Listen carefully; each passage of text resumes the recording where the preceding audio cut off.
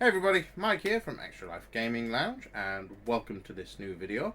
The reason for this video is a couple of weeks ago it was Extra Life Gaming Lounge's 4th birthday and also my 40th hit as well. So to celebrate both those occasions we decided to go on a little retro video gaming tour.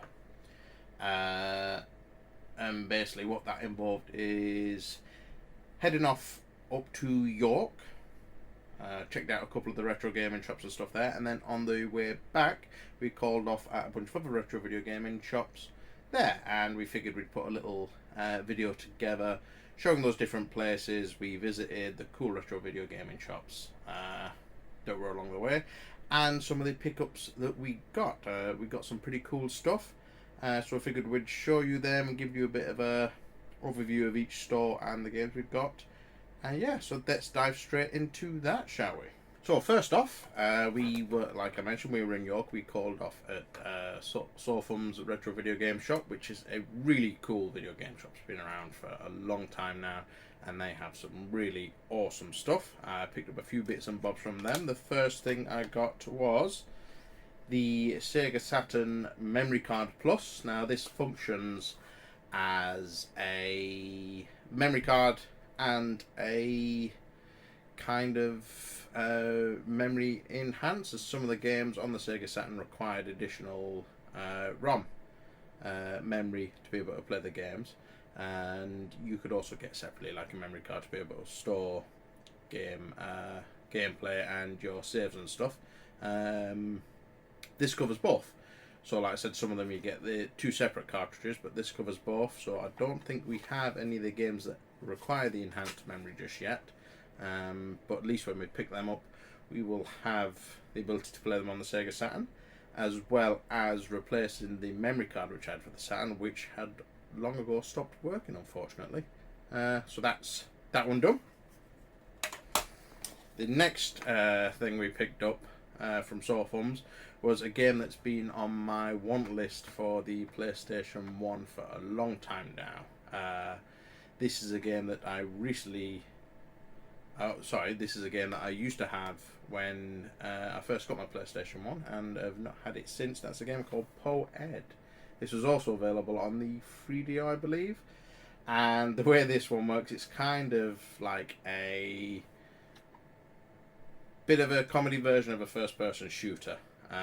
Basically, you are on a spaceship. It's been taken over by aliens. You're the chef. You have to go around taking on these aliens.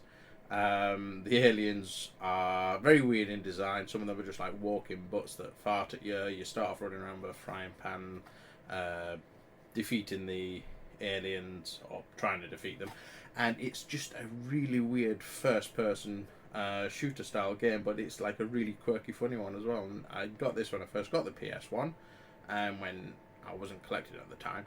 When I got rid of the PS1, I got rid of this as well, and this is one that's been on my list for ages, and never got around to picking it up until now, which is awesome.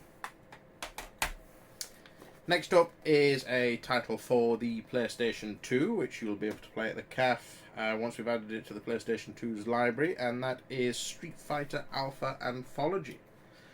This has, as the box states, I'll read on the back. So it has Street Fighter Alpha, Street Fighter Alpha 2, Street Fighter Alpha 2 Gold, Street Fighter Alpha 3, and Super Gem Fighter as a bonus game. So this is a cool little anthology collection of the Street Fighter Alpha selection, which will be really cool to add to our collection at the CAF.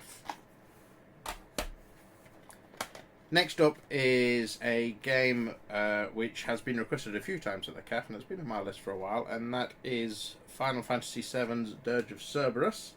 Not actually played this myself, so I'm looking forward to giving this a go, but this is a spin-off from the Final Fantasy VII titles.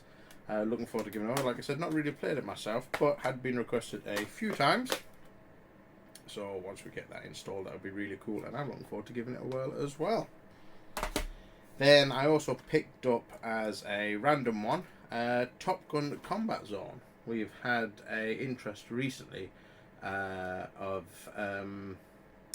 combat fighting games, air combat fighting games on multiple consoles, mostly being the Ace Combat stuff. And this looks like this might be quite an interesting add-on to try out from that. So I'm looking forward to giving that a whirl. As I mentioned, all these PS2 games will be installed on our PlayStation 2 library and available for you to try out as well.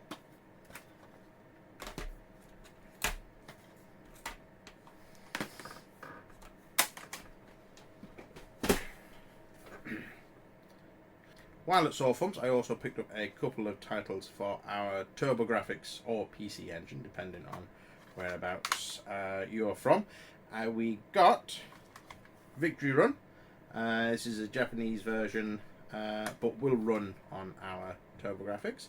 And what Victory Run is, it's kind of like a Outrun style game. So you're racing through like built up cities and different environments and stuff to hit checkpoints and to get through the checkpoints to go further and further.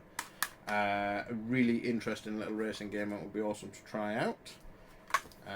What I really do like about these is the type of carts they come on.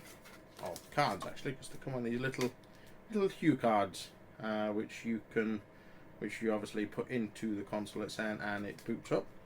But we don't have many TurboGrafx games, so it's always nice to add a few extras to the library. So that's Victory Run. And we also picked up one of the early Fire Pro wrestling games. Now, I believe Fire Pro is still quite a popular wrestling title, really good with the customization skills, create your own matches and wrestlers and movesets and all that type of stuff. So it'll be interesting to see how much in depth some of the earlier titles go with that and what features still exist from that. I had a quick go on this one earlier on, and I absolutely suck at it. I really am terrible at this game, so looking forward to figuring out how to actually play it, to be honest, and getting better at that. But those two are from Sawfums. So while we were in York, I also paid a quick visit to the local CEX shop around there. As you know, CEX obviously do a bunch of different gaming stuff, and I managed to pick up a few things from there. So first thing I got was the Dreamcast Light Gun, which is a cool little thing, so we'll be able to play things like House of the Dead and stuff like that when we bring the Dreamcast in on things like Members Nights and on special requests. Just need to make sure I get an CRT telly set up for this one, as obviously the light gun won't work on our current HD TVs. But it's quite a cool little light gun. Got the controller on the back there, and then a memory card slot. So looking forward to giving that a try out with some of the House of the Dead titles, maybe a couple of the other shooters, once I check out what we've got in the library that's compatible with it. From CEX, I also picked up the Resident Evil 3 HD remake, or remaster should I say, for the Xbox One/Series X.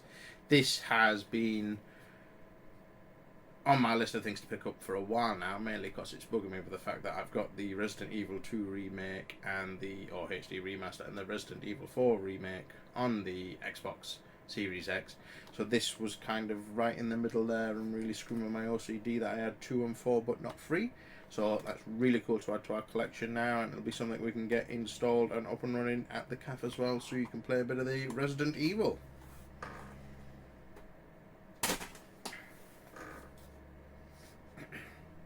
Next up is the GameCube Freeloader. Now this enables us to play imported and region-locked games on the GameCubes.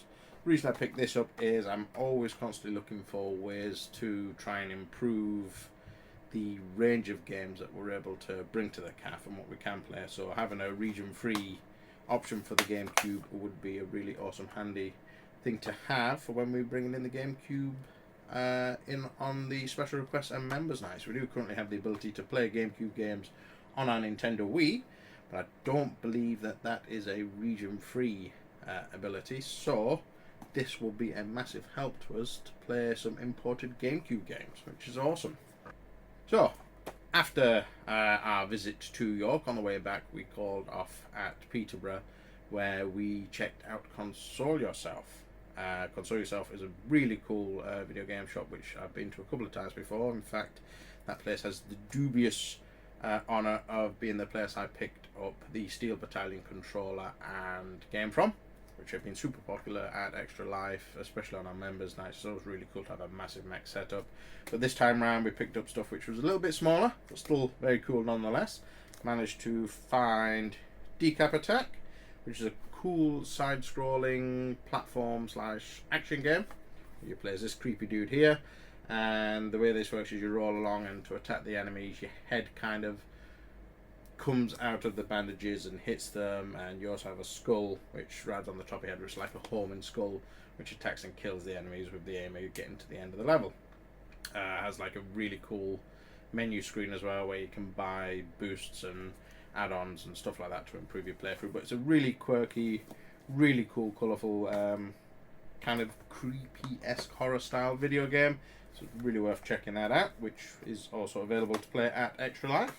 Also picked up a upgrade. So this is something I've been looking for a while, and that is Ghostbusters on the Mega Drive. This is a really cool side-scrolling platform / shooter where you play as the Ghostbusters, going to different haunted houses and taking out different ghosts. It's very different from, you'll see the original Ghostbuster games on things like the Master System and NES and all the other retro consoles at the time. They all seem to be ports of the same type of game, but this is a unique game, and it's for the Mega Drive. It was done by a different studio, and it's a really cool, kind of got like a over-exaggerated cartoon style to the characters, and it's a really cool game to play. Actually quite difficult. We've had this for a while, but it was a repro cart we had, and I've been wanting to upgrade to a genuine cart for this for some time now. So that's that being upgraded. So yeah, if you're in the cafe and you fancy go, I'd definitely recommend checking this one out. Really cool.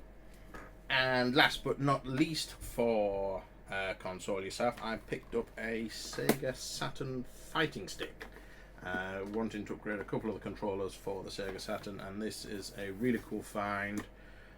Would be a massive help to us with the Saturn, because we've got a couple of third-party controllers and I think one original controller for the Saturn. Really cool to add a actual fighting stick. It's a decent controller. This really chuffed to pick this up. So thank you for Console Yourself for this one. While at Console Yourself, I picked up a game for the original Xbox. This is one which has caused quite a bit of controversy and stirred up quite a bit of press when it came out at the time, and that was Manhunt. And the reason for this, I believe at one point this was also banned in certain countries. The reason for this is the type of game where you play some dude who escapes prison, and you have to go around murdering criminals and thugs, while all being filmed by some mystery person that's forcing you to do this so they can make creepy films. It's a really creepy game. Kind of understand why it was banned. It's a very controversial game. This is not one that will be available readily at the cafe, except for maybe on special requests on members' nights, if that's what people want to play, maybe for like a horror themed night or something like that. But it's definitely an interesting one to have added to the library. One which I will be interested to have a go at to see if it's as bad as it was made out, as I've never played it first time round, so it'll be interesting to see just how bad or graphic this game is, or whether a lot of it was just hysteria. And as with a lot of these things, sometimes you find that they're quite a mediocre type game. But either way, it will be interesting to see one way or the other just what this game is actually like. So next up, on our way back, we called off at Doncaster to Doorway to Darkness, which, if any of your guys who are regulars who come in will know, I've recommended these quite a few times. They're a really cool video game place. They've got some really awesome stuff, and in fact they showed me a couple of really cool interesting bits while I was there, which we couldn't add to the CAF's library, I'm afraid. They were a bit out of our league, but they did show us a PlayStation 2 development toolkit, which is a huge piece of kit, and it was really cool to actually see it. I've never been able to see one in person other than behind cabinets at, I believe, the Video Game Museum has one. But to see one of these in person was really cool. Like I said, it's an early development kit for the PS2. It was awesome to show, and a big shout out to the guys at Doorway to Darkness for showing me that. They also showed showed me a original Xbox development and debugging kit that they had recently managed to pick up somehow as well, which was really cool to see that in person as well. So big shout out for them for showing me them. Shout out to them for showing me that, should I say. Really, really grateful for that, and it was really awesome to see them. And while we were there, did manage to pick up a few interesting items for play at the CAF. I managed to pick up the Super 64 cartridge. Now this is basically a Chinese knockoff N64 cartridge, which has a ton of N64 games on there. I believe it must have around about 200 games on it, something silly like that. It's got things like Conker's Bad Fur Day, StarCraft 64, Banjo-Kazooie, Bomberman. There's all sorts on there. I mean, to be fair, the N64 didn't have a massive library, so a large amount of the library is probably already on this. Can't wait to go through it and see what's on there. And the weird thing with this one is, unlike the carts where you just put the SD card in and it plays whatever's on there, this also has a region switch on it. So you've got PAL and I believe that's NTSC on there. So you flick between the two to change regions. Doesn't work in the N64 standard if you change away from the PAL, as obviously it's region locked out, but I'm not quite sure if it will work with a region unlock cart as well. That's something I want to try out. But ton of games on there. Be interesting to see how they pan out, and maybe some of the rarer games that you wouldn't normally go out and buy because they're just too expensive now. We actually get a chance to try them out, which is interesting. Next up is a game I've been after a while, mainly because it helped complete part of a set, and that's Iggy's Wrecking Balls. I've been after the game for a while because I've had this box. Box is a bit tattered and beaten up, but I've had this box for ages and never had the game. But finally managed to pick up the cart, which there we are for the N64. So that kind of completes the box. And what Iggy's Wrecking Ball is, it's kind of like a racing game where you're all different ball type creatures. It's like a 3D course where you run along, a bit like Monkey Ball without the motion controls, the course wise. So they're all like long, narrow courses, but they're on multiple levels, so you can jump up to different levels to carry on the race. Use your tongue to get up onto different platforms and stuff. So it's got a bit of a platforming / racing crossover going on there. But it's quite an interesting looking game. Definitely worth a try out, so looking forward to giving that a whirl. And that also completes, well, it doesn't complete, I still need the manual, but it also gives me a game for a box that I've had for a long time. Next up, I've got another cart which will help unlock regions for the Sega Saturn. So like I mentioned before with the GameCube region unlock, trying to improve the type of games we can play with the consoles we've got, this will also allow me to play Japanese imports on the Sega Saturn, which is a really cool addition. I just need to get hold of some Japanese Sega Saturn games to test this out to make sure it works. I'm sure it will, but always handy to have, so we can just increase the range of games that we can actually bring to the CAF and try new stuff that maybe wouldn't have been released over in the UK or is a lot harder to find in the UK as opposed to Japan, so possibly making it cheaper and easier to get hold of.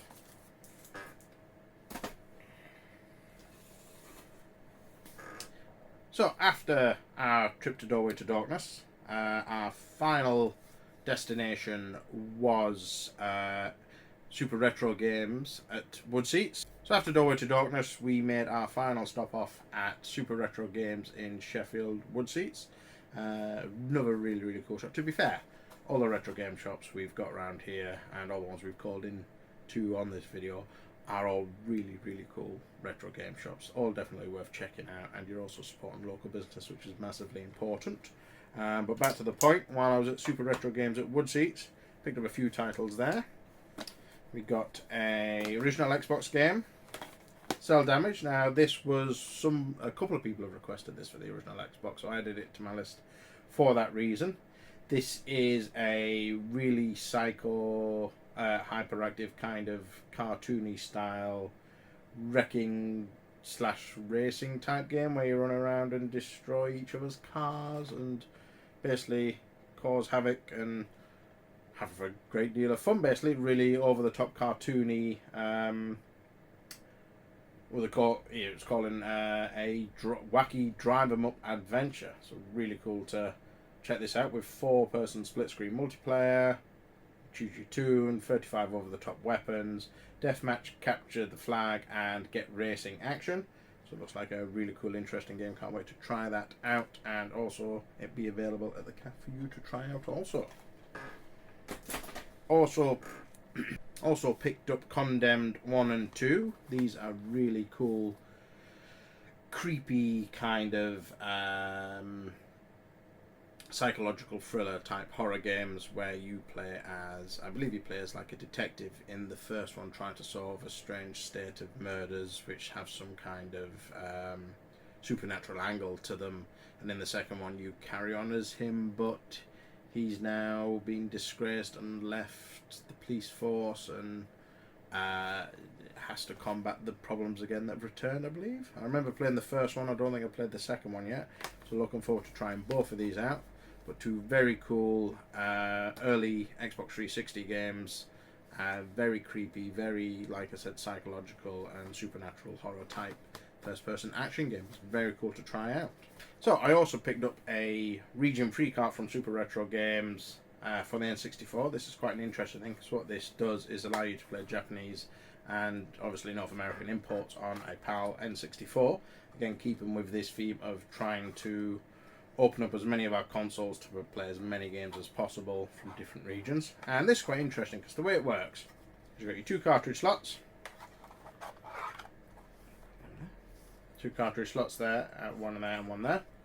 I believe you put the PAL one in the back, the North American or Japanese one in the top, boot up the N64, and it uses the PAL's region lock, plays through it, so it unlocks the region and allows you to play the Japanese one. It's a really cool little idea. What I'm thinking of doing is shifting this, which I showed you earlier, over to the NTSC systems, putting that in the cartridge, and like so, and then trying like a PAL cart there to see if I can actually play the region unlocked cart games on this cart, which would be quite interesting. Hopefully, assuming it works. If not, with that cart we can get hold of a few Japanese carts and give them a test out on there as well. So that's awesome, very cool. And finally, the last thing we picked up from Super Retro Games was a repro cart of StarCraft 64. So StarCraft 64 is StarCraft on the N64, obviously enough. Didn't get a PAL release, I don't believe, and the North American and Japanese carts are super expensive. So the repro is the next best option, really. What I really like about this is it's an interesting thing to look at. Not necessarily a brilliant game, but it's interesting to see that how at the time Blizzard thought would be a really cool idea to port StarCraft 64 onto the N64, when you consider the controllers the N64s have got. It's not great for a RTS type game, but it's cool to see it on there. It'll really be cool to give it a decent try and see how StarCraft plays using an N64 controller, I guess. It's definitely a choice. It'll definitely be interesting, but again, really cool to add to the library, and be cool, not cruel, although it could be cruel, be cool to try out.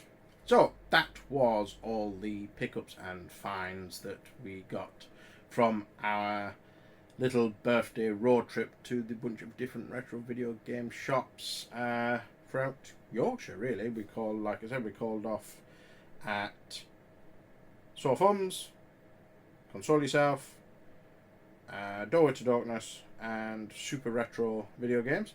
Fortunately, we didn't have time to call on to everywhere we wanted to. There were a few more that we wanted to call off at, but time was limited as we are only closed on the Mondays and Tuesdays, and we had to be back on the Tuesday for stock deliveries and things like that. So there would have been other places that we really like to visit, but sadly didn't get the time. But maybe we'll do that in another future road trip, and we'll put all that together in another video and bring it to you guys. So I want to thank you all for watching this video. It really is appreciated. If you're looking to play any of the games that you've seen in this video, then feel free to call in Extra Life Gaming Lounge if we've got them there ready to play. Obviously you can do, and if we haven't got them there, if you drop us a request and we can bring them in for the time that you're available, or the time that you're looking to come into the cafe, we will happily bring them in for you. Again, big thank you for watching this video, and hopefully I will see you all at Extra Life Gaming Lounge in the near future. Goodbye.